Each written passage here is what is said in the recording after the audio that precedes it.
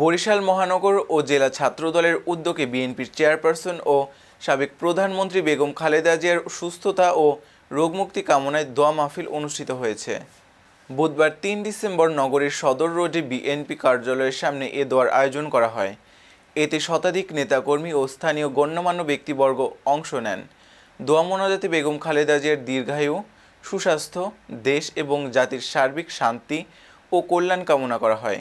হাসপাতালে দাঁড়িয়ে বলতেছে, আমার শরীরের অঙ্গ প্রত্যঙ্গ দিয়ে দেবো, আমার মাকে সুস্থতা দান করে দাও, এই কথা বলতেছে। সবাই তৌফিক দান করে দেন।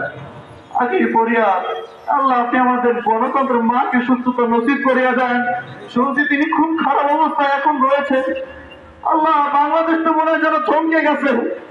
আকাশের হাওয়া বাতাস গুলো কেমন যেন থমকে আছে, শ্বাস নেওয়ার জায়গা পাই না। রব্বুল আলামিন, আমরা কোনো খারাপ দুঃসংবাদ শুনতে চাই না, আমরা কোনো খারাপ দুঃসংবাদ শুনতে চাই না। আপনি আমাদের দেশের নেত্রীকে আপনি আমাদের মাঝে ফিরে দেন। তাই দেশ নেত্রী হয়েছে এভাবেই, তার পদচারণ রয়েছে, তার জন্য আমরা সবাই দোয়া করি, আল্লাহর জন্য তাকে সুস্থতা দান করেন। সবাইকে ধন্যবাদ।